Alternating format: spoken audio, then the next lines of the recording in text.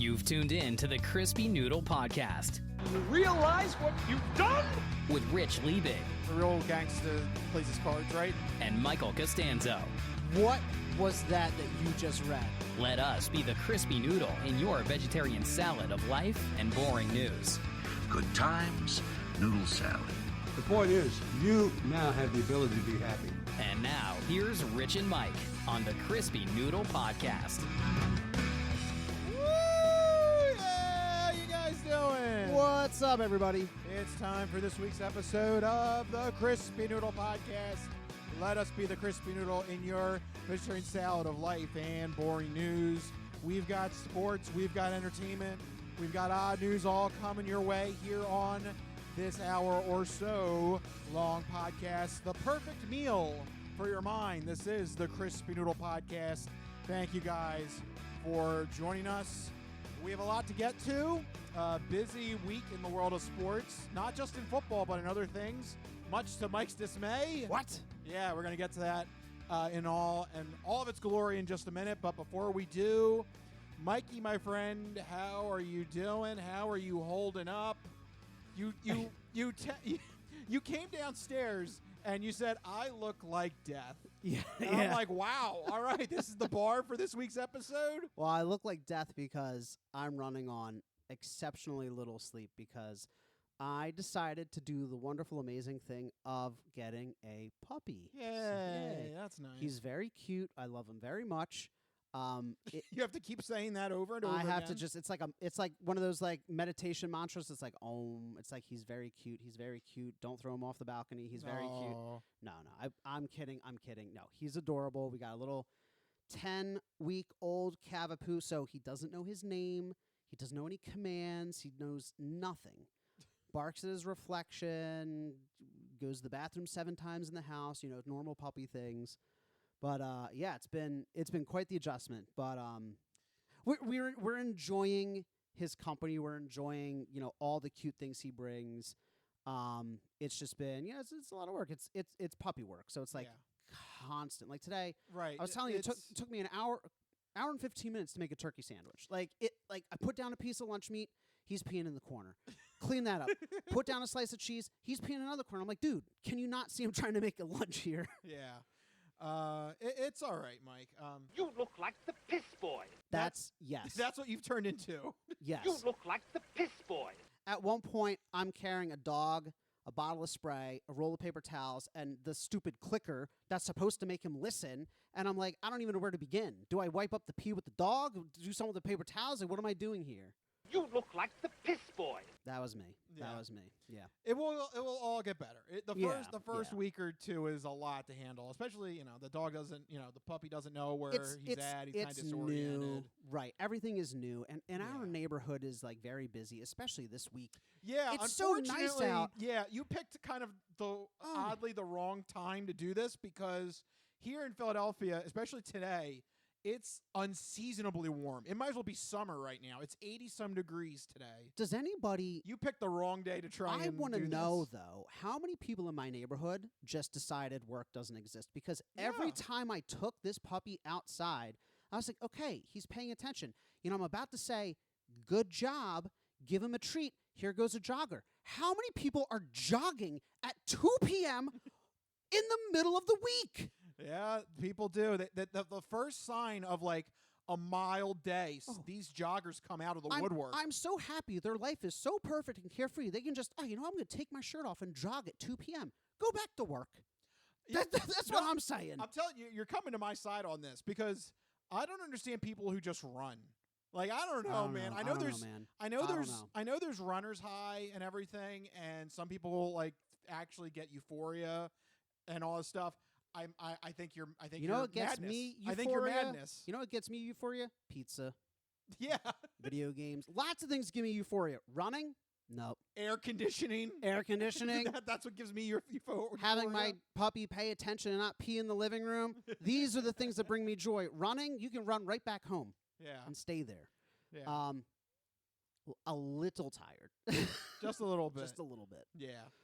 So we might have to end this episode early just in case. No, I'm good. I'm glad to I love my puppy very much, but I've never been more excited to record a podcast than right now. Get your mind off of yeah. you know. So I guess my relation to that. You've went through this before. Yeah, but my relation to it is, so obviously, the first couple of weeks are, you got to train them, and it's annoying. You got to get up like every 2 hours, 3 hours, because, they don't know where to go to the bathroom and everything, so all that stuff. I would say, though, the thing that I think I've had now ingrained in my head, and it actually happened like 40 minutes ago here, because I don't know what your parents were doing, and they were watching something on TV. But it's funny, my dog, Penny, she like flips out whenever she sees a horse or hears a dog. Oh, yeah. And I heard like a horse neighing in there. And I'm like, oh my God, Penny's going to, like, it's funny how you have that like first instinct of like, oh my God, Penny's going to go crazy. But obviously we're not here. Penny's not here. So it's like, okay, the relief washed over me. You're like, oh, dodged a bullet. Yeah. It's weird. I don't know. My dog goes crazy. Any sign of a horse on the screen, she goes crazy. That's so weird. Yeah. I don't know. I mean, you got a puppy too. She was like really young. So, there's probably no experience with horses unless you took her to like a horse farm the second day you had her. Right. I don't think we did. At least not to my knowledge. Traumatic horse farm excursion. Yeah. So it's funny how you get these like kind of routines built in your head. Yeah, we're trying to get there. You'll get there. Yeah. So it's the first week or two is the hardest. It's a shock to the system. Yeah. Eventually we'll like settle into it. He'll figure out how to eat and drink and, go to the bathroom and things like that. So he's pretty smart. He's picking up on his name in just a few days. He's picking up on some basic commands, doesn't understand like fetch, or like when I throw a toy, he just looks at me and I'm like, you're a dog. You're supposed to chase it. Like, what is going on? He's just like, no, that's fine. That happens. Yeah. Because Penny didn't do that for a while either. Yeah. So we'll see. I my two cats that would chase something before Penny. When we first got Penny, it was crazy. You're like, fetch, and the cats go. And you're like, all right, well. Yeah. At least somebody got it. At least somebody got it. I need somebody to bring me the toy back. Right. So that was good. But now Penny does it. So, yeah, it just takes time. We'll get there. Yeah. And then you'll have a cute, lovable puppy. And yeah. He's already cute and lovable. He's just, he's a little terrorist right now, which, I mean, but he's only 10 weeks old. He's like a, he's an infant. So, yeah. So, all right, there you go, Mike. You're feeling tired, but you're still ready to do a podcast. Yeah, I'll make it. But we'll see. Yeah, we'll see. But what have you been up to? Wait, right now you're Mike Leach. That's exactly who you are. Yeah, we'll see. We'll see. That's exactly how my brain feels. Yeah, we'll see. That's exactly how it feels right now. Yeah, that's also the same attitude I have now when Rachel is saying like, "Oh, what are we doing for St. Patty's Day?" I'm like, Yeah, we'll see. It's like a mix of old man and tired. Yeah, it's like I know we gotta do something, but I don't know what we're gonna do. So, I mean, well, all right, that leads us into this. Like, what have you been up to? St. Patty's Day is pretty big in your corner. Well, yeah, so actually that's a good point to mention. St. Patty's Day falls on a Tuesday. Yeah. So we will have to postpone the podcast slightly next week. Yeah. We're gonna do it Wednesday. Probably, yeah. So keep an eye out for that on the programming note. So we will have a podcast. It'll just be not on St. Patty's Day. So it'll be fun. Yeah, we always do some sort of corned beef dinner. I do like a corned beef. Yeah, we always do something like that. So nice. It'll be fun. But I'm just not into the whole beer thing. I'm sorry. Yeah. I know. I'm part of an Irish family now. I'm still not into the beer. Just doesn't do it for me. Look, I'm a big believer in like you have whatever beverage you enjoy. If you enjoy beer, sure. If you enjoy a mixed drink, sure. If you're just in it for Coke or chocolate milk or whatever, have at it. Doesn't matter. I do love a good Coca-Cola. So I don't. Yeah. I don't know what I'm probably not going to get a good reaction to that, but I don't. The beer doesn't just. I don't know. It just doesn't do it for me. It's very heavy, very filling. Yeah. A lot of them, and especially a Guinness. And Guinness is actually one of the few ones I will drink. But oh my gosh, when you're done a Guinness, I'm just like bloated. Yeah. I'm just like, I don't want to move. Like, don't get me wrong. I do not want to do a bar crawl. No. Not on Guinness. At our age, that could kill you. Yeah. Just look at the sidewalk. It's like They're- burping. Everybody says, let's go to another one. You go, we'll see. Yeah, that's my response to that idea. Yeah, we'll see. But see, he's not drunk in that clip. He's just tired. Yeah, we'll see. Yeah. Good old Mike Leach. Yeah. So yeah, that'll be next week. That'll be fun to look forward to. And just a programming note, we will not be having the regular schedule. So we'll probably Yeah. record Wednesday, come out the next day, something like that. But what else have you been up to other than just preparing your body and mind? Yeah. Actually, I took a swing on a new game. I Ooh. downloaded Blueprints. Yes. Yeah. Absolutely yes. So I'm going through that right now. What have you done so far? Because Um, I found that there was you start off, you're like, oh, this is cool, and then you quickly plateau before you realize, okay, there needs to be a more strict strategy behind how I'm doing everything. Yeah, it's very much like Inscription, Yeah. and I'm at that point where I'm accumulating just kind of new details here and Mhm. there. I know I'm supposed to lose a lot, so Yeah. that's not frustrating me now anymore. Right. I've gotten over that. Yeah. Because you hit a point with those kind of games with Inscription, Blueprints, where you lose a lot of hands and you're like, oh, what am I doing? Right. And then you realize, oh, you're supposed to lose. You're supposed to kind of accumulate more gameplay items. I really liked the thing about Blueprints is that it was one of those games that requires losing that actually felt like I was still progressing every time I lost. Yeah. Some of these games that I play where losing is part of it, I feel like there's not a lot of progression, but every new room or step you take in Blueprints feels like you're getting a little bit further. One of the biggest tips that I saw that helped me immensely was prioritize new rooms over everything else. Once I started doing that, you just start collecting so much information and things kind of start fitting together. That's where I'm at. Yeah. Yeah. It takes a while to get there. It peaks, plateaus quickly, I think, and then you get back on that upswing. Yeah. So that's what I'm working on. Nice. That's It's a great game. It's really good. That's my game of choice right now between that and Balatro. Always Balatro. Still Balatro. Always Balatro. Yeah. I'm still addicted. All good recommendations. Yeah. All good. But also in between that, it was keeping an eye on the sports headlines, Oh, boy. and there were a lot.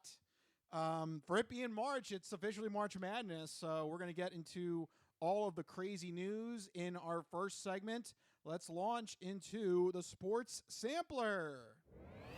It's time for the Sports Sampler. See, you're not good at sports. It's a very small part of life. Sports. In your face. Yeah, Sports Sampler. I'm teasing March Madness. We're not officially in March Madness, but this is the week that this leads up to it. It should be part of March. It should officially be part of March Madness. It's the conference tournament week. So this is the week where if teams are on the bubble, you have to win your conference tournament to guarantee a spot in the national championship tournament, or else you're at the mercy of the selection committee. Yeah. So that's always kind of the drama this week, right before the official March Madness tournament starts. This is the thing that always frustrates me so much. You know what I'm going to say. Yeah, just do it. If it's March Madness, it should be in March. But by the time we get to it, it's going to be April. But we do have Madness. Is this part of the madness? It should be called pre-March Madness. This is pre-Madness. Pre-madness. Yes. Okay. All right. Okay. We have pre-madness, madness, and post-madness. Correct. Okay. Prepare to madness. Prepare to This is Spaceballs? Yes. All right. This is that guy. This is Colonel Sanders. Prepare to madness. What's that? They've gone to plaid. Yeah. Spaceballs reference. So, all right. So, yeah, this is the conference tournament week. Here's the story I want to bring up because this kind of also – actually, you know what, Mike? If you want to feel football-y, this kind of goes back to some elements of college football. Okay. Is that how important is it when a team gets a, quote, perfect season? I mean, so here's the dilemma here, and this could be all for naught, depending on how the Red Hawks do in the conference tournament week. But this team, Miami of Ohio, not Miami, Florida. This is Miami of Ohio. They've pulled off a perfect 31-0 season, an unbelievable run. I mean, this is just a team that everybody loves to follow. They're just like a mid-market team. Nobody really knows about them. They're putting together this perfect season. They did it. They accomplished it. And now they're going to head into this week's conference tournament bracket. But here's the thing, and this is what always gets these little, these mid-market and smaller teams is they don't have a strong schedule. So even though they have a perfect 31-0 season, it's always after like a ... but they're in the MAC conference that you've never heard of before. So basically, it's this age-old question again that's coming to the forefront.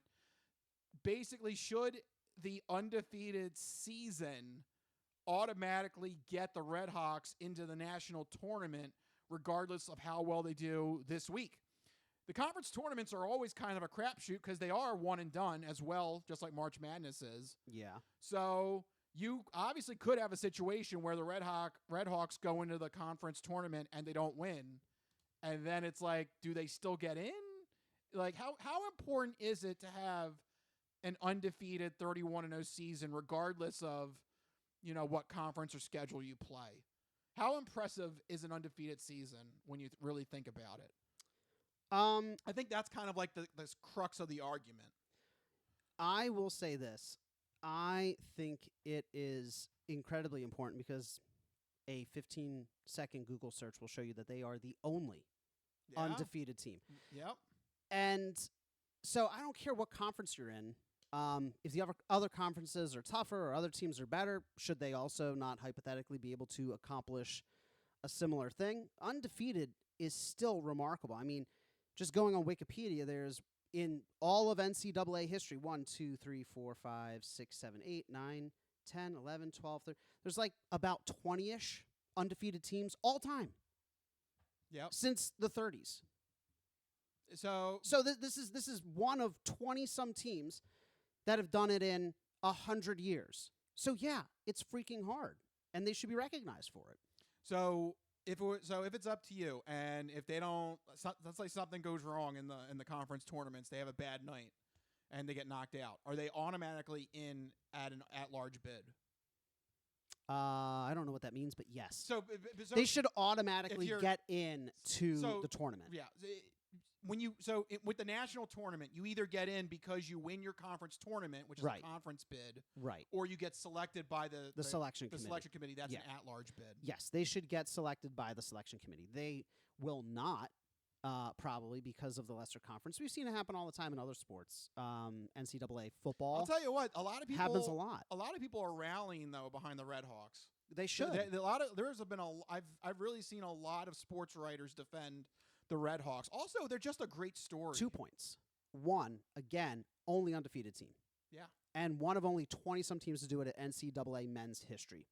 Second point, isn't the whole point of March Madness the Cinderella story? That's what the madness is, right? Yeah. That's the marketing gimmick. Even an undefeated team from the lowly MAC conference, a 16 seed, can upset a 1 seed. It's happened before. Incredibly rarely, but it's happened. Isn't that the whole gimmick? If you're not even going to abide by your own gimmick, then just pick whatever teams you want to that are the flashiest and biggest. Don't even pick any of the small schools then. It's so frustrating. College sports in general, I'm going to go off on a rant. I don't understand why people like it. It's all BS. It's all made up. They make their own schedules. They make their own teams. They do whatever they want. The rules are ridiculous. In football, 1 foot in. In basketball, I don't know what the rules are, but it's probably fake and made up. But, no, I mean, really, you'd never have this conversation in, professional sports. It is like record. It is like record, and you're in. I don't know. The NBA is getting jokingly bad. Well, I think basketball is one of the few times where I think college might be better to watch than the professionals. Especially with this year in tanking. Remember, we talked about tanking going on? Yeah. No, college basketball, I think, has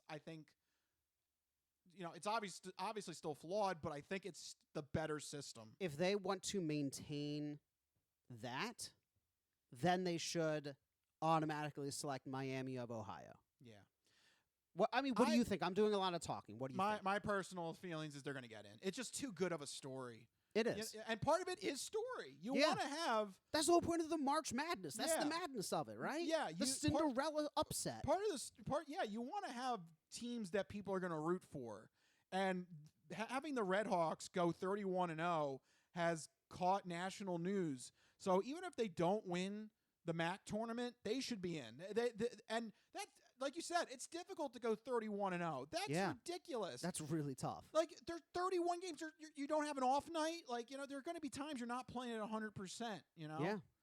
So, no, I think they deserve to be in either way. And for those that say, then why even do a conference tournament if that's what you think? Well, they're right. Well, honestly, I think for basketball, I think it creates the perfect kind of, you've had multiple chances to get into the national tournament. Yeah. I love college basketball. I love March Madness because you kind of don't have an excuse when the tournament is selected. You either got to take care of business and win your conference tournament and make all the other teams in your division shut up. I beat you head to head, fair and square. Or I'm so good that the national board has to recognize me. Yeah. I think that's a great system. How many, do you know off the top of your head, how many conference championships are there? Oh, I think it's like 28. So Something like that. 14 teams automatically make it. Because it would be the winners of every conference championship. Yeah, I think it's something like 20. I think it's 20. It's somewhere between 24 and 28 spots are conference winners. Oh, 28 spots. I Yeah. thought you meant 28 championships, 28 conference playoff games. But you're saying No. 28 spots. Yeah, 20, Okay. 24 out of the. You'd have to Google the exact number off the top of my head. I think Less it's than half. slightly, yeah. Less than half. Yeah. Okay. So I think that's a fair system. Less than half should be devoted to the conference championship winners.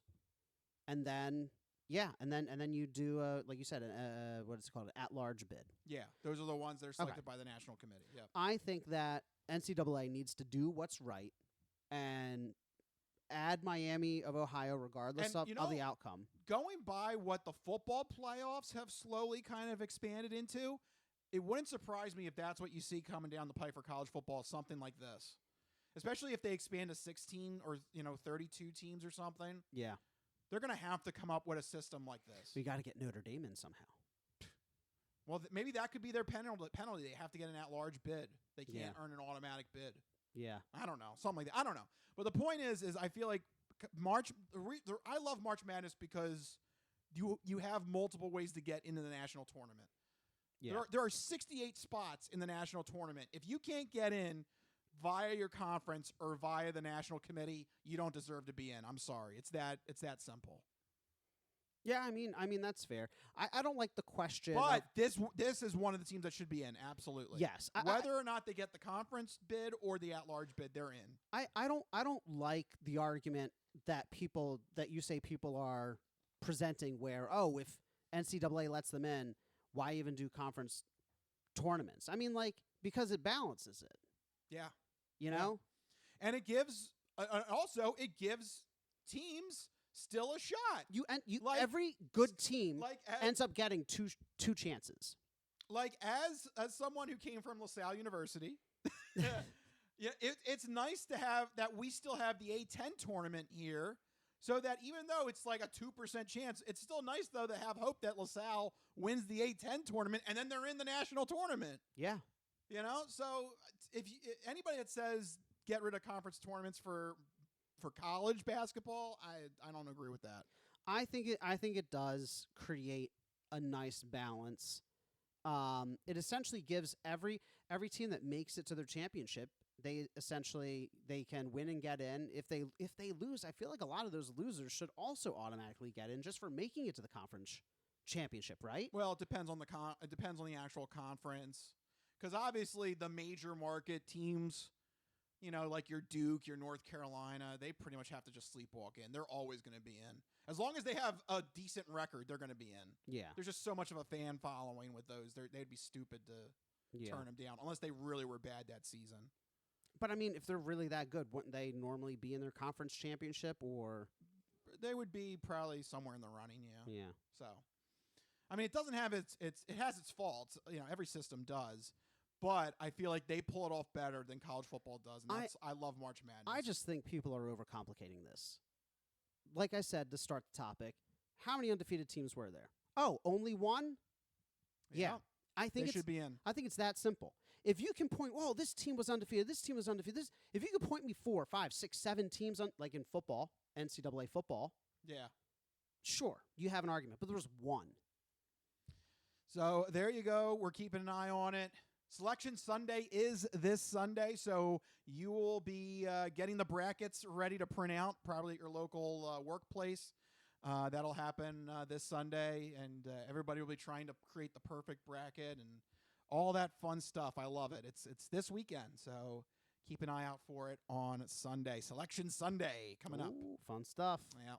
Not And as then fun it's as officially football. that's officially March Madness. So then you'll be happy. Okay, so after Sunday, then the madness will start. Yes. About mid-March. This is the pre-madness. The pre-madness, okay. You got to get ready for the madness. You don't go from 0 to 100. Why didn't we have pre-madness in February?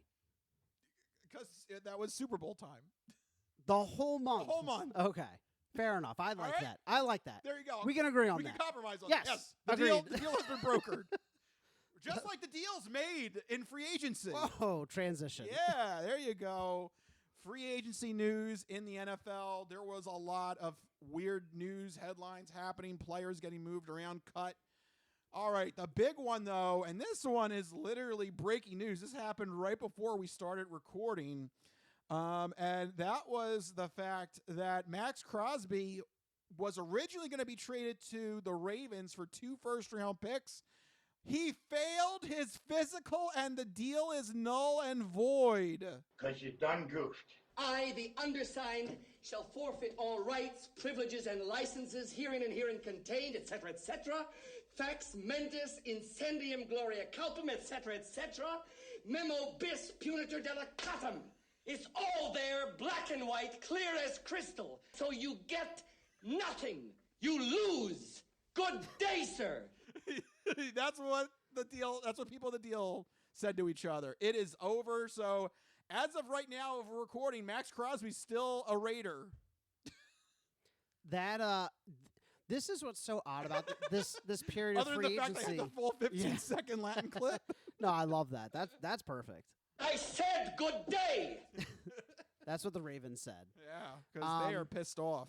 Yeah, I mean, this would have been a huge get for the Ravens. Would have given them, I think, a decent edge in that division.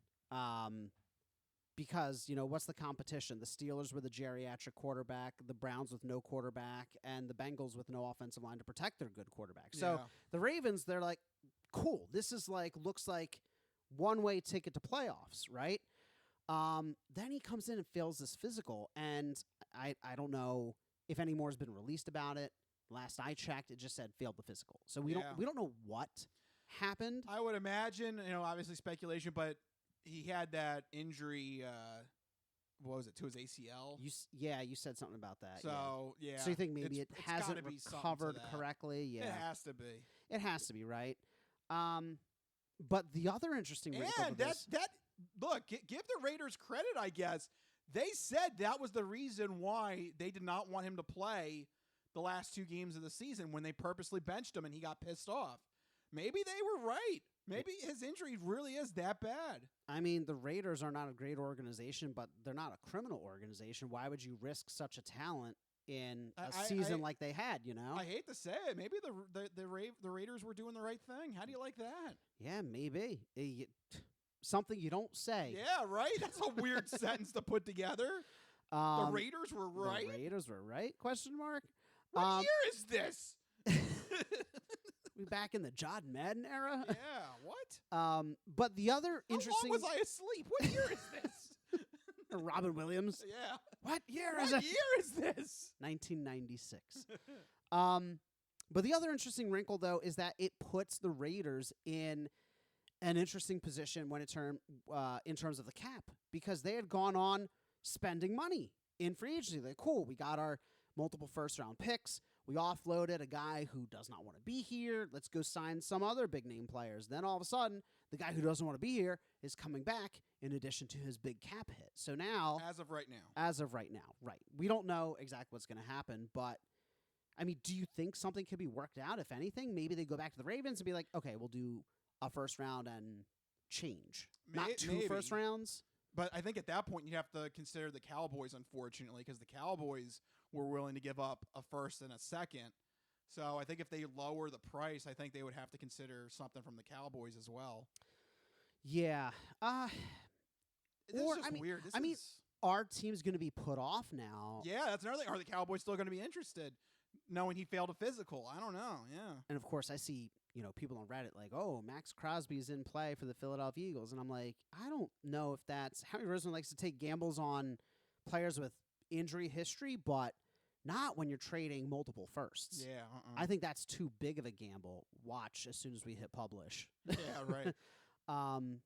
Yeah, this was supposed to be the big deal, and the news ends up being the big deal not happening. Literally right before we started recording. Yeah. Wild. So, yeah, I don't know. It's going to I'll tell you it's what. going to be interesting. He's going to be gone. There's no way you can keep Maxx Crosby back. Well, he doesn't want to be there. He doesn't want to be there. And you've already spent money because the Raiders went after some big names in free agency, stealing Nakobe Dean from us. Yep. So they can't renege on those deals. I mean, maybe. Nothing's official until the league year actually starts. I don't think they're going to. I think they're by hook or by crook, Maxx Crosby is still going to be out of Vegas. It's just a matter of, is it still going to be with the Ravens, or is it and it's going to be with a new deal, or is it we just find another trade partner? Yeah, I think there's like a few different scenarios here. Obviously, you go back to the Ravens and be like, okay, 1 first-round pick and a 5th round or a fourth round, whatever it may be. The other thing is maybe they try to persuade Maxx Crosby to stick around with a Myles Garrett-sized dump truck. Maybe they restructure the deal. They're like, okay, we'll give it all to you in a signing bonus, which doesn't hit the cap the same way. I don't think so. And play for league minimum this year. It would have to be a huge amount of money, and I don't know. I think just Maxx Crosby just didn't want to be there. It's a trade, so he's still under contract. So what they could do is restructure, give him a huge signing bonus, which hits the cap differently, right, than base salary. Yeah. And then have him play for like $1 million, and everything else is just fully guaranteed signing bonus or something like they could do something weird like that and be like, just essentially bribe him. Yeah, to stick around. But I don't know. Even then, Do you foresee the craziest scenario? Talk about your little 5% thing. There's a 5% outright cut. If he can't play, and he doesn't want to be there, and you can't find a trade partner, no, he's too good. But what do? Yeah, you take something for him. This definitely hurts his value. You're not getting 2 first-round picks for him now. But what are you willing to take? Like that's the thing. I think you gotta have to hope that you get another kind of bidding war going on. They obviously had it between the Ravens and the Cowboys. They did. So hopefully you kind of get that going again. You're gonna have to set the bar lower because he failed this physical, which is mind-boggling. I think.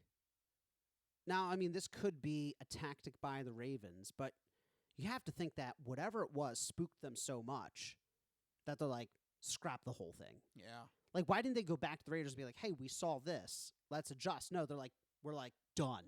Yeah. I don't know the inner workings of these negotiations, but you have to think, like, if it were something that were manageable, like, oh, he'll be back in late September or, like, early October. Maybe we'll rework it. But they're just completely done. Yeah, how bad? So what does that mean? Yeah, right. How bad is his injuries? Now, is this strategy from the Ravens? Maybe they're just, they did that to kind of spook the trade market? To drive the price down? No, I don't. I think there's some rules and regulations regarding that. I don't know. The NFL is pretty loose on the tampering period. I guess you're right because technically the legally tampering period was supposed to be Tuesday, but they were doing this well within like last week. They act like agents and teams and players don't have Instagram DMs. Like, yeah, come on.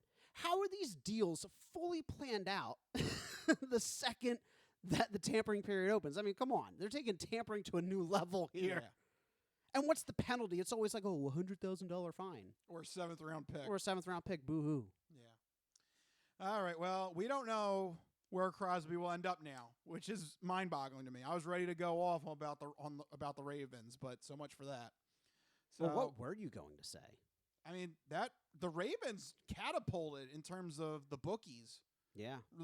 They were starting to become like the darlings for the bookies and the future market.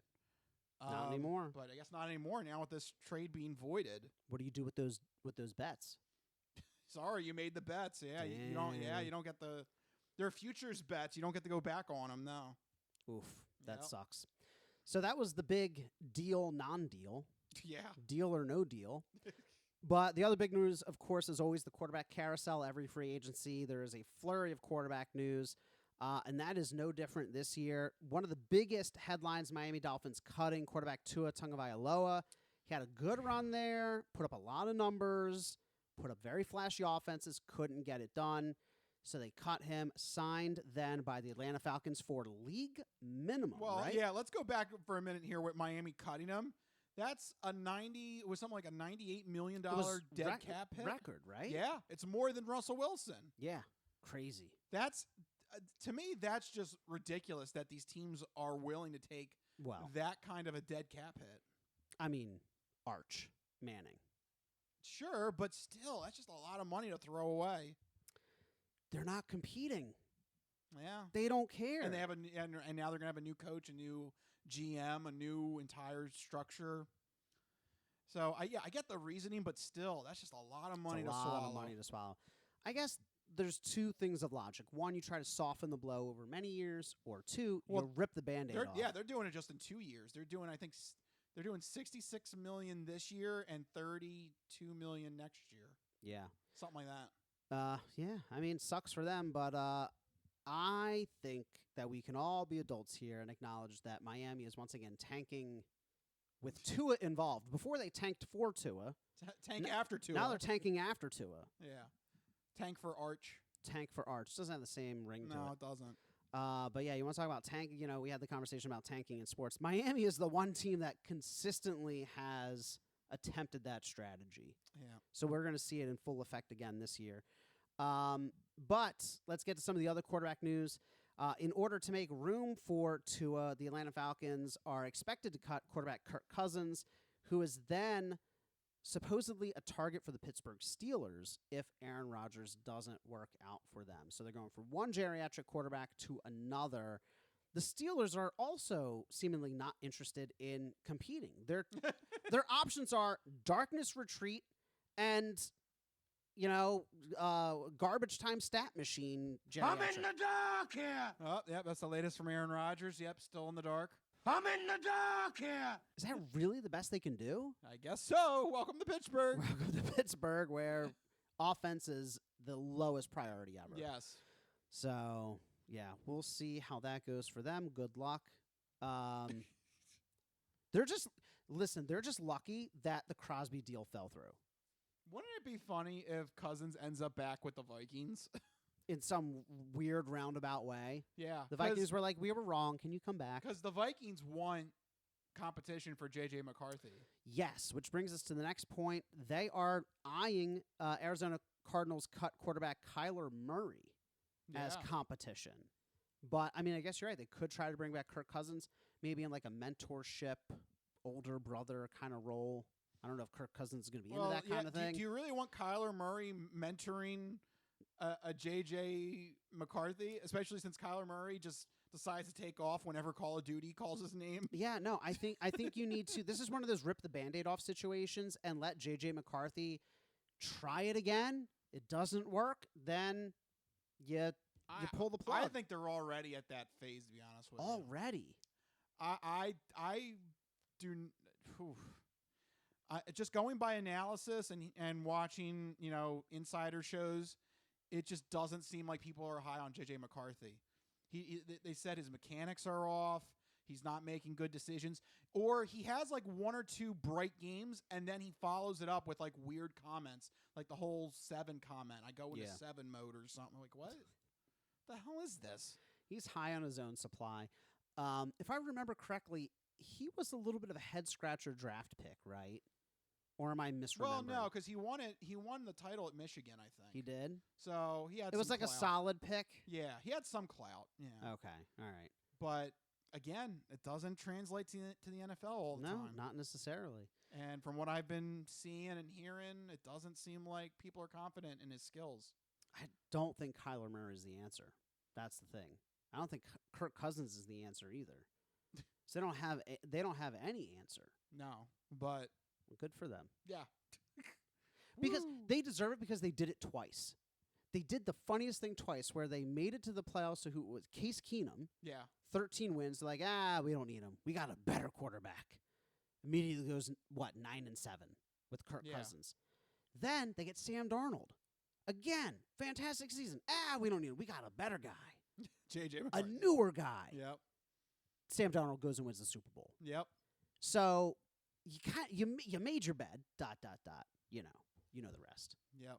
The Vikings are just cursed in terms of quarterbacks. Yeah, they've had very, very limited success the past many years. Actually, Yeah. They'd be better off going the Casey Keenum route. Just pick somebody in free agency and hope they work out. why not? Stop trying to draft high. Another quarterback they might look at, but probably not. Former first-round pick Indianapolis Colts quarterback Anthony Oh, Richardson, still technically available, has not been getting many looks though, from what I understand. Another just question mark. Oh my God. Yeah. I mean, the quarterback, the Colts the Colts through the football gods landed on Daniel Jones having a comeback, and they're just in love with him.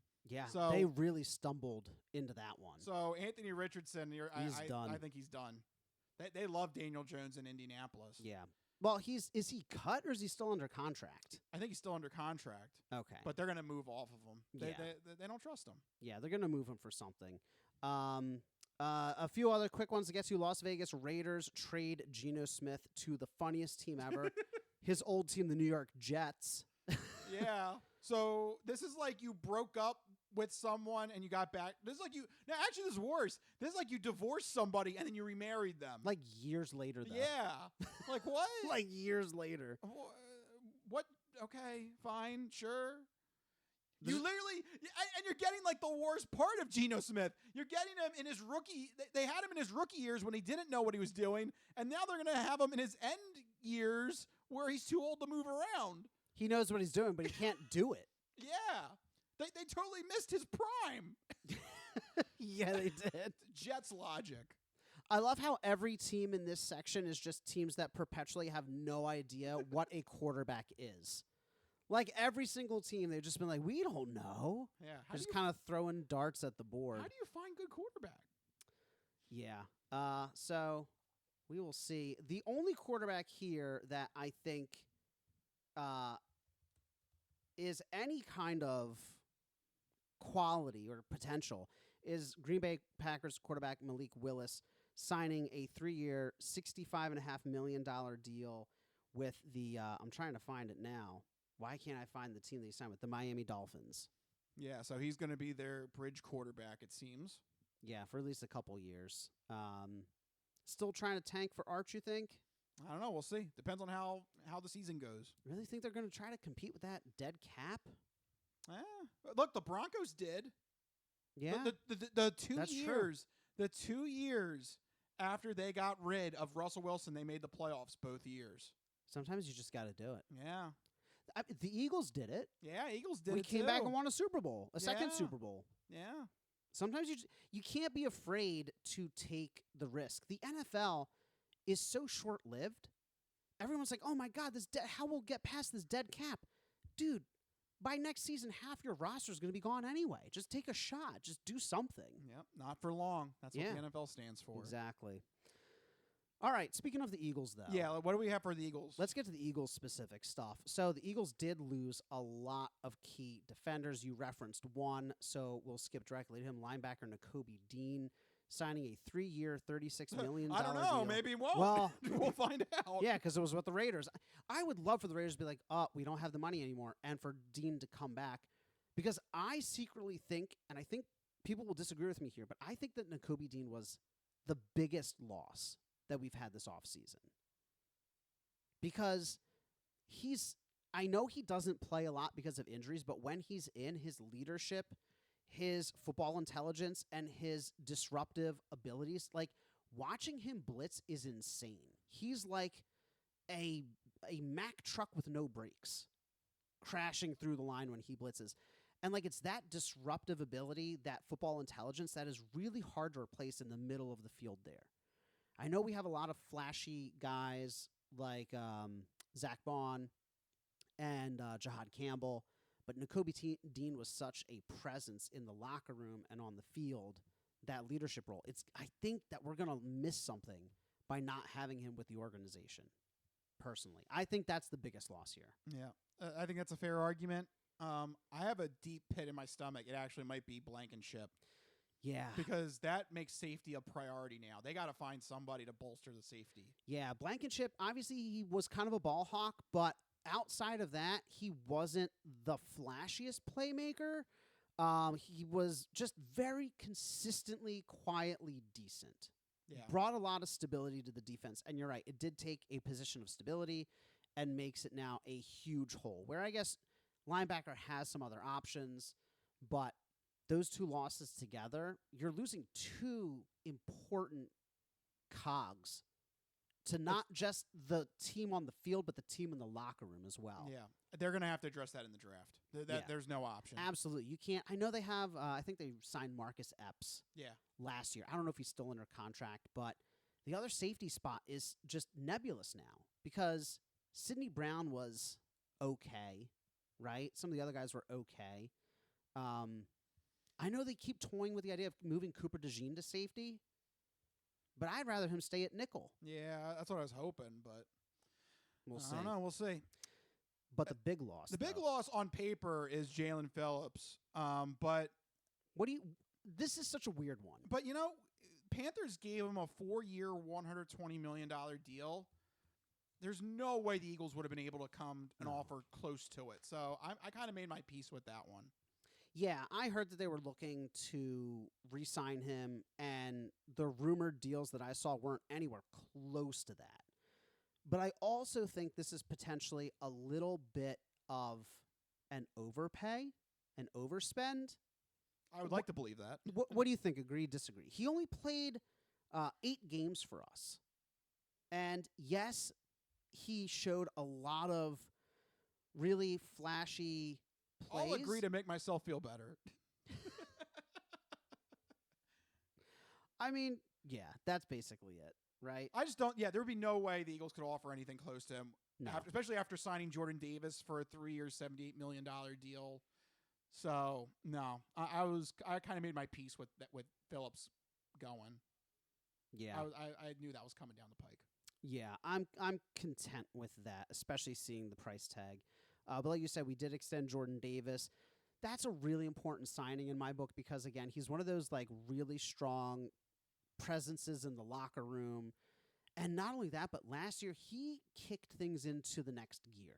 Like he'd always been decent at like stuffing the run, but he had some great conditioning and really showed that he has staying power at that position. He's not going to have the same stats as like a Jalen Carter type player, but he's just like some of these other players we've talked about in this segment, just consistently very good, solid, great presence in the locker room, great leadership. So I think that's an important retention there. The other big signing, though, Pro Bowl cornerback Rick Woolen. Woolen from the Seattle Seahawks. He signs a 1-year, $15 million quote-unquote prove-it deal. What do you make of this? This is a curious one. I'm talking to you, kid. I'm going to make your mother go, woo, woo, woo. Woolen. You know what? I think on a prove-it deal, I think it's fine. I think he slides in as a cornerback opposite Quinion Mitchell. Yeah. And then it's up to you to determine whether or not, or it's up to Vic Fangio to determine whether or not to put Coop at the nickel or move him up to safety. Yeah, and from what I saw 2 things that kind of give me contradictory opinions. On the one hand, he had that flashy rookie season, made the Pro Bowl. He had some consistent seasons after that, but his play time has decreased. You know, he started and played a full season. then a little bit less, then a little bit less. Last season, he only started 7 games. I don't know if that's just a technicality of how the Seahawks have alignments on defense. It might be one of those things. But the other stat I saw is that he only allows, I think it was like half a yard after the catch in man-to-man coverage, which is what Fangio likes. He likes man-to-man because he likes to leave Quinyanamo Bay on an island and cornerback 2 as well, because it lets him do a lot of crazy things with the linebackers and the defensive line and the safeties. So, you know, if he really does have that kind of talent in man-to-man, maybe it's a good fit. Yeah. So we'll see. It's a prove it deal. We'll see. And all right, on that note, that's our time. Yeah, we did a lot of sports talking, so we need to exit out of the sports sampler and take a break. But don't go anywhere. We still have a slight entertainment entree, an entertainment nosh, if you will, and then the non-poachy cookie odd news right after that. So don't go anywhere. This is the Crispy Noodle Podcast. We'll be right back.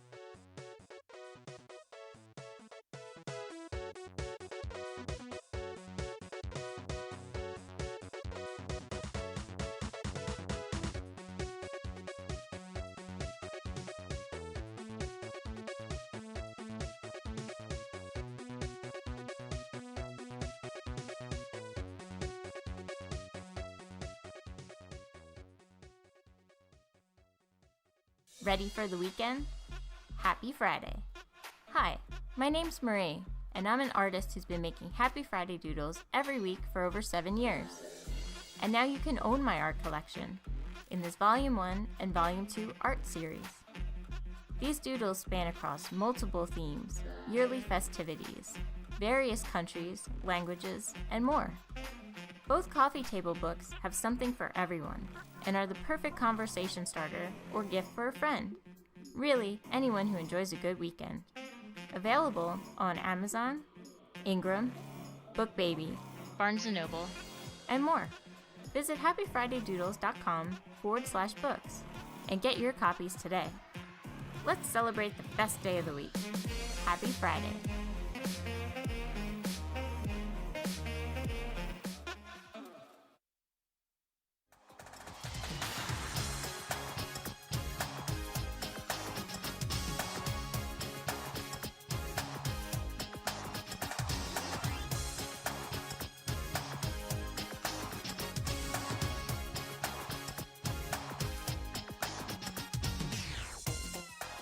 Oh, yeah. Back here on the Crispy Noodle Podcast. A lot of sports news that we had to get to. It is March Madness or March Pre-Madness. Yeah, just general madness. General madness. About various things. Everything. Mad. Crazy. Which is funny because then it turns into the complete opposite with the Masters in April. Then it's all quiet. It gets you revved up, riled up, and then it mellows you out. It's a good balance. It's a good balance. That's what you got to have in the sports year. All right, so let's leave the sports realm and let's delve into the next topic. Folks, it's time for the entertainment entree. This is the entertainment entree, featuring news in movies. The Simpson guy writes to movies. Dear Die Hard, you rock. Especially when that guy was on the roof. Music. What is that? I know what that is. That's music. Video games. Do a barrel roll. To barrel roll, press C or R twice. Celebrities. You really know Warren Beatty? Yes, I do. I took a leak next to him once at the Golden Globes. And more. We were the all singing, all dancing crowd at the world. It's time for the entertainment entree. All right, just one quick headline to talk about here, and that is something that went to the front page of Reddit today. And if you enjoy your YouTube on TV, on an actual TV, folks, it's going to get a little bit more annoying for you. And that is because YouTube has announced that they are revising their ad strategy, particularly in terms of the TV app. Unfortunately, if you want to watch some longer form content on YouTube on your TV in a typical living room television setting, guess what? You are going to get 30-second non-skippable ads that will break up your viewing experience just like actual cable television. No, God!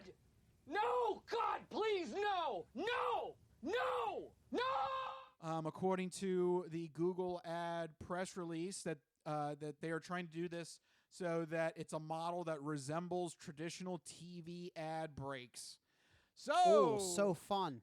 Yeah, Mike. So good. How do you feel about that? I love ads. No, this is terrible. Eat ad, consume product, make us money. Yeah. You know. No, God! No, God, please, no! No! No! No! This is just one of those things. It's the continued shittification of everything. Yeah. Absolutely everything. There's so many things wrong with this. Obviously, having ads is frustrating, especially when there's so much monetization on YouTube already. This is just like the extra crappy cherry on top. Yep. I've been noticing more and more some videos I watch, there's like 50-second ads. It's like, you can skip in 50 seconds. I'm like, well, what's the point of adding the skip thing if you're going to show me 50 seconds of this? Yeah, that's a lot of ads. Yeah, so on the one hand, I'm like, maybe unskippable 30-second ads are better than being able to skip it, but 50 seconds in, which makes me think, if it's skippable at 50 seconds, how many minutes of ad were you originally going to show me? Yeah, is this like an infomercial? Yeah. The other thing that frustrates me about this, and this is like, I guess, I don't know how you're going to take this, but if you're going to show ads, I would, if you're going to resemble the TV model, at least make it good.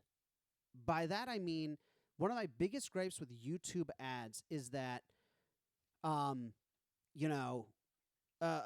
a show will be in the middle of a sentence or a middle of a scene, and it'll just like hard cut forward to get your American truck right now. And it's like, you can't even have like a nice polished ad break like in TV shows. TV shows, there's like a scene, there's a beat, and then you get your ad.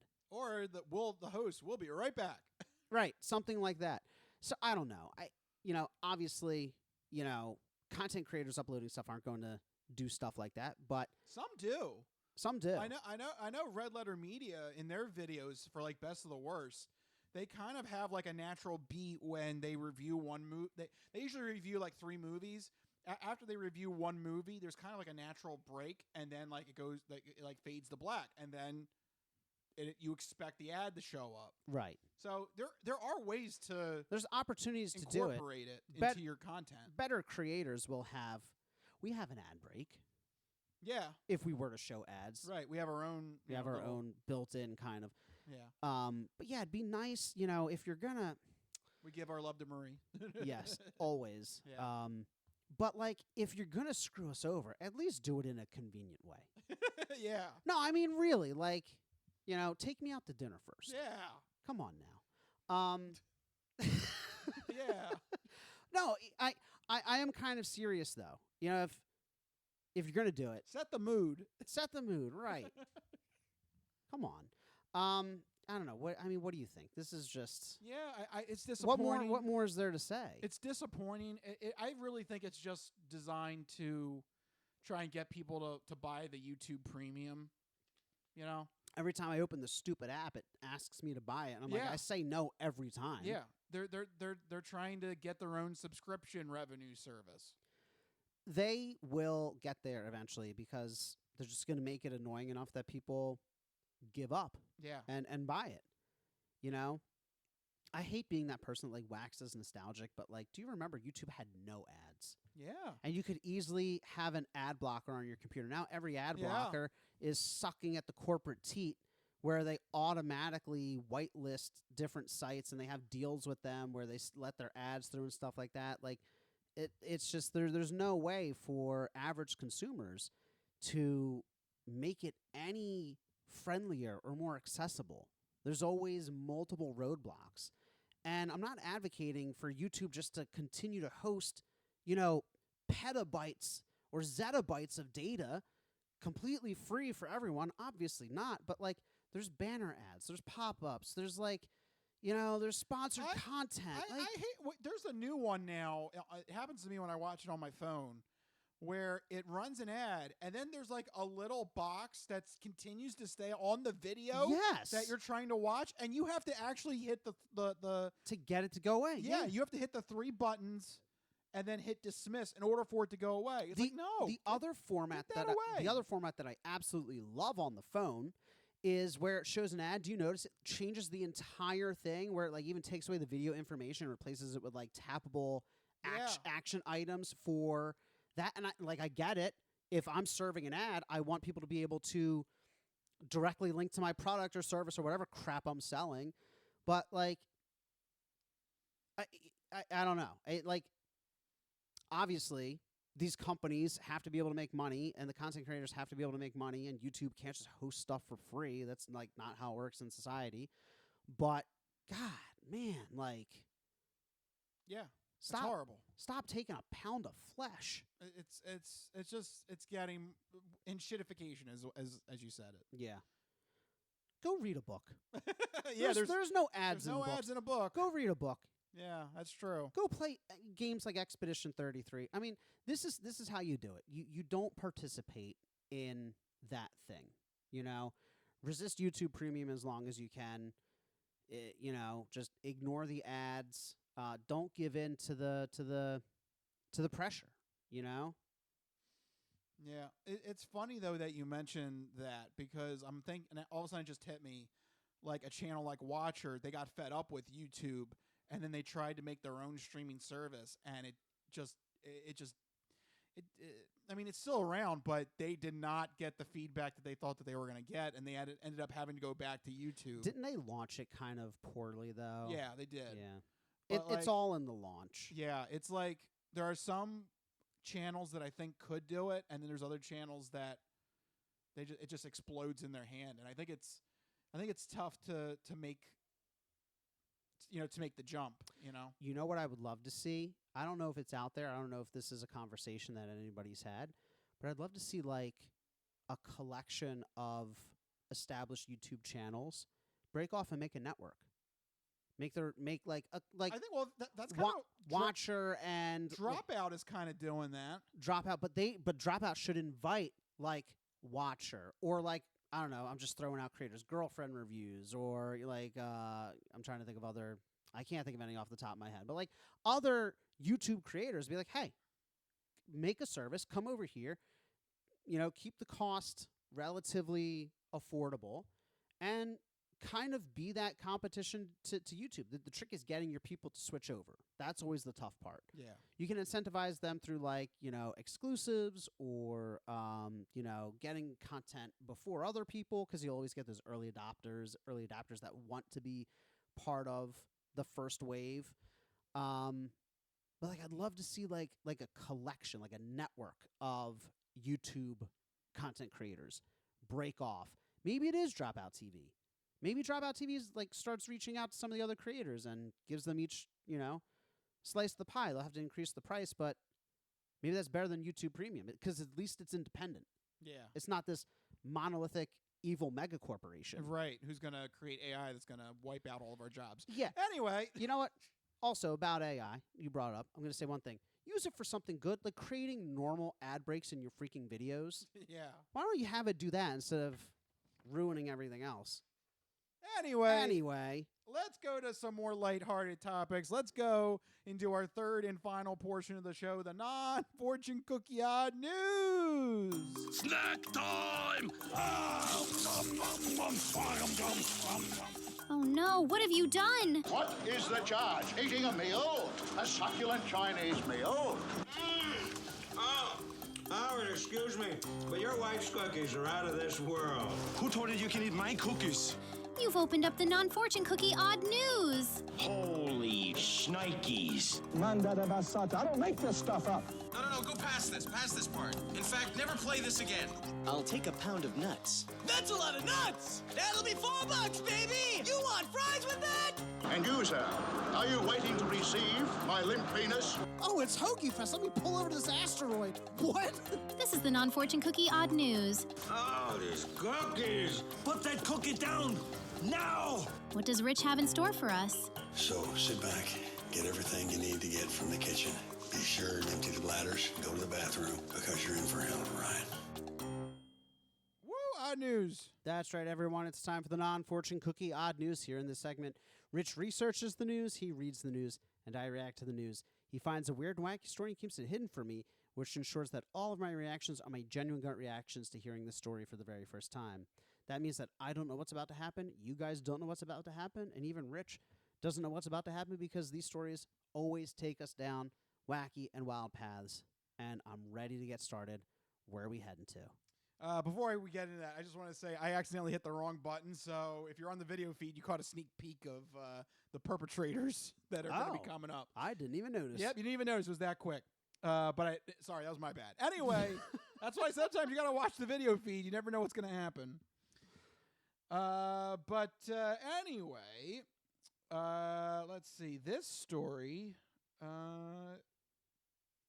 thought it was Florida, but I can't. Oh, yeah, there it is. Vero Beach. Yeah, it's Florida. Okay, Florida. Well, why did I even doubt myself? I don't know. Now, who is this guy in Florida?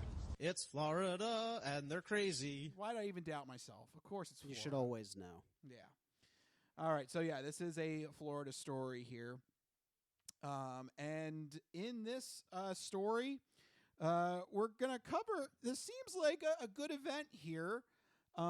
This is it's the odd news in this report happened at a sheriff's office event, where they have, ex-convicts come and work, the kitchen. They cook the food.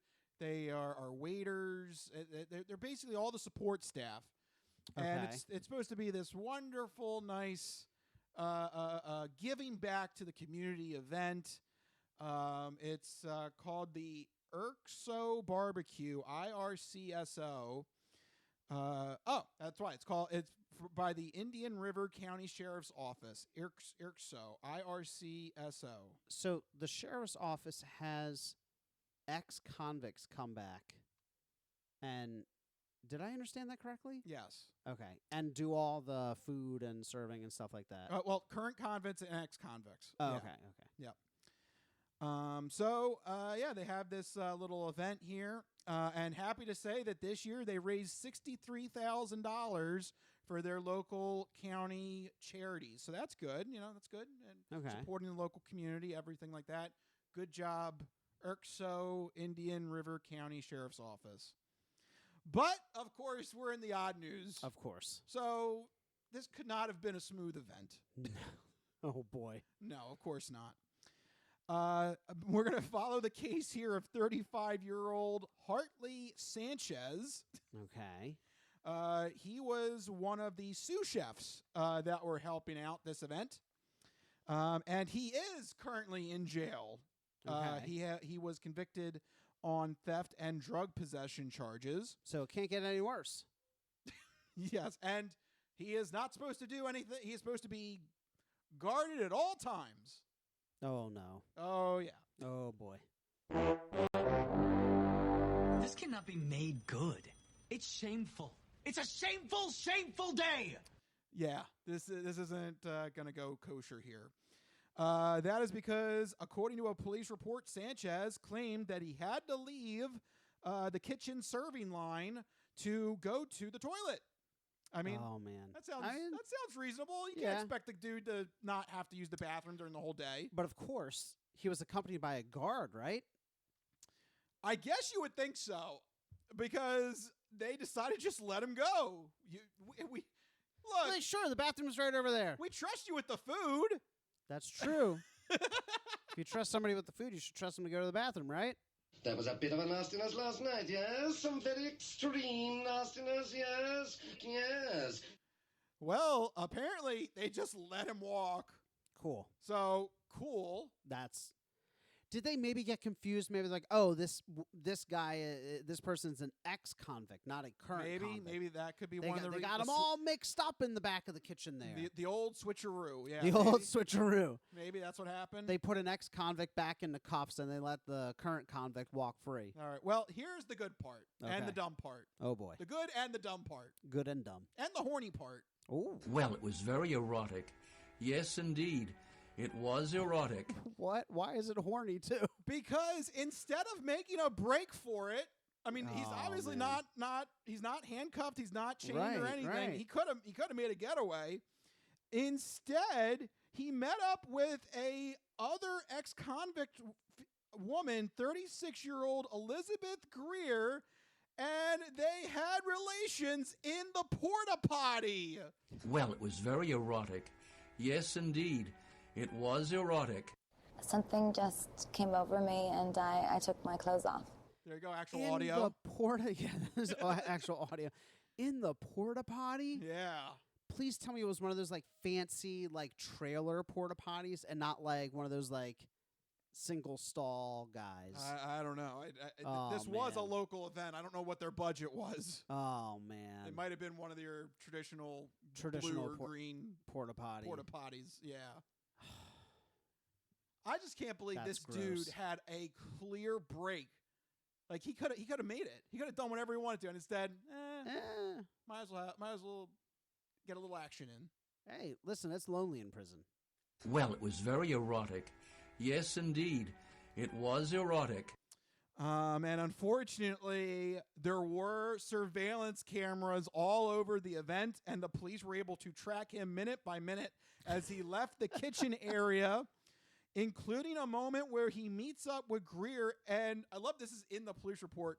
Quote, checked that the coast was clear. So he actually did like the villain like head maneuver, make sure. He's looking all around. He's like, oh, okay, we're in the clear. But didn't notice all the cameras. Get in. I guess he didn't look up. He just looked side to side. He just looked side to side. Yeah. That's the big trick is you got to look up and down. Yeah. Just to make sure. Right. Not just side to side. Yeah. Got to look up and down. He would know that if he played like video games and stuff. You always got to like check behind you, check above, check below. Yep. Here is a picture of the couple. There we go. They were having some fun. Lovely. So, yeah, that's Sanchez and Greer. There you go. They're decided to have some fun there. All right. That was the unbelievable. I mean, I guess he saw an opportunity. He's like, he doesn't get a lot of action in prison. So he's like, all right. But like, I'm not trying to advocate for this, but that was your chance to make a break for it. Well, here's the thing. What was the sentence? Was it like a long one, or is he only in there for a couple more months? I mean, theft and drug possession charges. I imagine that's not going to be a couple weeks. That's going to be a good amount of time. Yeah, but how much time had he already served? Like, is he 98% done his sentence? He's like, look, I'm not looking to escape. I'm just going to ride out the next month or so. I just need a little bit of... Doesn't say in the police report, so I don't know. I don't know where he was on his sentencing. Like if it's less than 50% of the way through your sentence, I think you're trying to make a break for it. Yeah. If you're more than halfway done, you've already done the majority of it. You can tough it out, get a little bit of action when you can instead. Yeah. That would be the logic I think that a criminal should follow. Yeah. Well, unfortunately, though, this is a very serious charge here because they are viewing this as an attempt to escape. But he didn't. No, he didn't. But he did go away without supervision, and he went to the bathroom where they allowed him to go. But he did have this is how they phrased it in the police report: an unauthorized conjugal visit. Okay. Yeah, but that's not an escape attempt. Well, it was very erotic. Yes, indeed. It was erotic. Well, maybe you should be this guy's lawyer because... I think they have an argument there. They are looking to charge him with an attempt to escape, which is a second-degree felony. Here's my logic. He said, can I go to the bathroom? They said yes. He didn't say what for. He didn't say, listen, I got to take a dump. He just said, can I go to the bathroom? I'm glad you explicitly had the notice there on what the reasoning was. Listen, I'm just saying, if he's looking for representation, call Michael Costanzo. I think that's a pretty cogent argument. And mind you, I'm on less than 4 hours of sleep. So this is in peak performance right now. All right. Well, call Michael Costanzo and Associates. That's right. Well, we got you. We'll get you off scot-free. Did you say you were taking a dump? No? Then you are entitled to rights. Is that my TV ad? Yes. Do you have mesothelioma? Did you say you were taking a dump? Oh, it's always mesothelioma. No? Then call us at 1-800-HELP-MIKE. That's right. Are they helping me or am I helping them? Both. Oh, yes, great. You help out with money, and then we help you with legal representation. That's how it works. Yes. It's an exchange. Right. I'm just saying, though, I mean, right? Like, I feel like there's an argument there. He said, can I go to the bathroom? They said yes. There was no form that he had to fill out for reasons. Like, what if he just wanted to go wash his hands? What if he needed to tuck his shirt back in? What if he wanted to take a dump? What if he wanted to have conjugal visits? Like, he just wanted to go to the bathroom. You don't know why he wanted to go. I'm just surprised, like, do they not have, like, a system of, like, who's the current convict and who's the ex-convict? Like, shouldn't they have, like, I don't know, different bracelets or something? Clearly like, not, because they're just letting these people mingle. Because, I mean, I don't want to go by a mugshot, but, you know, he looks kind of not criminally. Yeah, he doesn't look, he's not too happy. He looks pretty serious. Yeah. You know, buzz cut, like, you know, he doesn't, I don't know, he's not jovial. He's not jovial. You know, maybe if you were in jail. Maybe he was jovial when he asked. He's like, hey, guys, can I make a quick trip to the bathroom? And they're like, ah, shucks. Go ahead. Probably the lead cop on the scene was like, can you go to the bathroom? Yeah, it's over there. Second door on the right. Yeah. And then they realized, oh, shit, no, he's one of the current convicts. Wait, that's a criminal. I think next year, they have to get rid of the current convict. I think you have to. Or you have to have a very clear system. Yeah. Like current convicts work the kitchen and the ex-convicts work the front of house. Or like you got to have like, or like you said, some kind of like, okay, everybody has like an ID tag, like convict. Yeah. Convict. Is that bad? You sounded very happy with that. Convict. Ex-convict. Convict. Ex-convict? What, did you quit? You loser? Yeah. Oh, couldn't even see it through. Yeah, no, I'm in full support of this individual, and I think that his rights are being infringed upon. I think that he should not be receiving extra time or punishment. He didn't say why he wanted to go to the bathroom. He just said he wanted to go. If anything, the fault lies on the guards. Yeah, whoever the guards were, they messed up. How do you not escort an actual convict to a bathroom that is like separate from the area? Yeah. You know what I mean? Like that is clear escape attempt, opportunity. Two, how do you not have some system for like a logbook or something, like a sign in and out time or like a reason or a hall pass or like some kind of mechanism through which. Yeah, there should be some sort of. There was just nothing. He's like, can I go? Yup. It's over there. It's over there. And by the way, according to the police report, it was 50 yards away. So they let him walk half a football field away. Yeah. With no escort. Yes. He could have got away. He could have made uncuffed and everything. He could have made a clean escape. Yeah. Crazy. I don't know. That's where I find the failure in logic here. Yeah. No, this was, they were baiting him into trying something silly to get him on trumped up charges. That's what it was. Well, then you should go defend him, Mike. I will. What'd you say? 1-800-HELP-MIKE? Help Mike. I like it. Yeah. Because he's going to be facing a second-degree felony of attempting to escape. His trial for that will be on April 8th. So I'm just saying, they have him on camera. He could be like, "Look, I was busy. I wasn't escaping." Yeah. Can he use the photo? Can he use the video evidence for his cause? Like he's like, "How can I have escaped? I'm trying to bang this broad over here. Right? How can I escape when I wasn't finished?" Hey, come on! I'm trying to bang her over here. Like, right. I'm not leaving. Exactly. I'm really in it. I'm really in it. Yeah. Oh man. Yeah. Yeah. So. I just the whole thing is just crazy. Yeah. I can't believe they let him go to porta potties 50 yards away with no escort, no kind of like active monitoring. I know they had like cameras and video surveillance, but like, I don't know. Yeah. It's a nice idea, and I'm glad that they're trying to get the convicts and the ex-convicts integrated into the local community and everything, but yeah, you guys need a better system. Yeah, no, it's a great idea. Poor execution. Yeah, very poor execution. Yeah. Literally could have let them walk away. You know what, though? There's other jobs the current convicts could do. They could, like, create the mailing packets. They can make flyers. They can, like, help set up, things like that. But, like, once you start mixing the two groups, if you don't have a clear system, then stuff like that's going to happen. Yep. And now this guy's going to get extra years on his sentence because he just wanted a little bit of action in a porta potty. Clearly wasn't going anywhere. He was occupied. He had both hands full. I was very occupied. Very occupied. Your Honor, I was very occupied. All right. I was not moving anywhere. I had reached the 50-yard limit, and that was it. That was it, right. I reached midfield, and I was happy.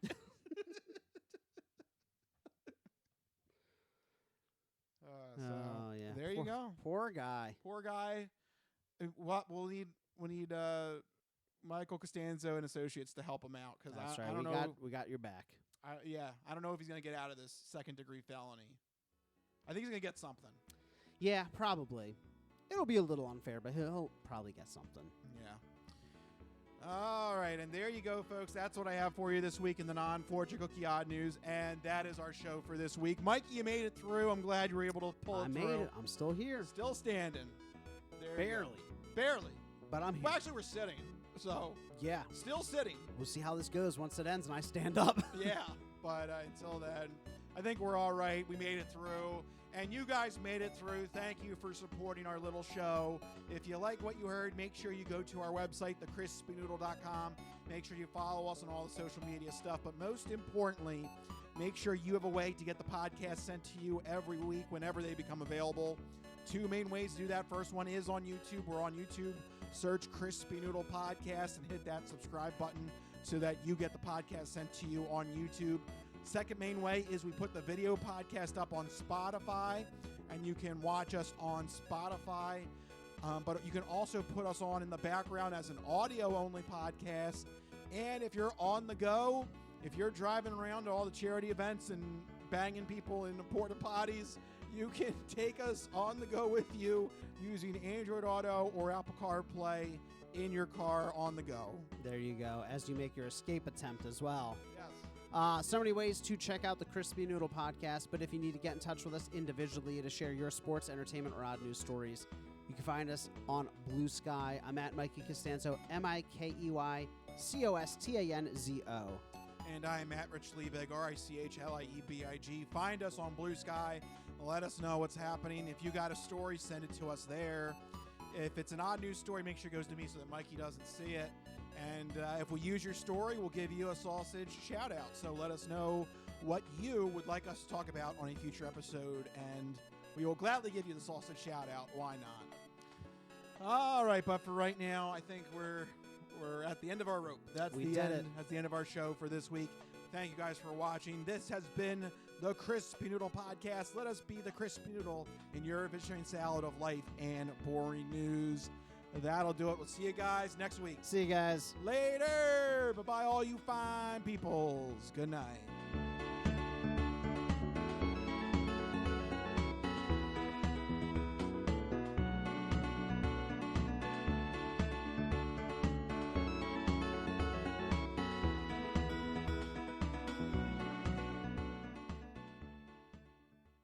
Some of us have great stories, pretty stories that take place at lakes with boats and friends and noodle salad.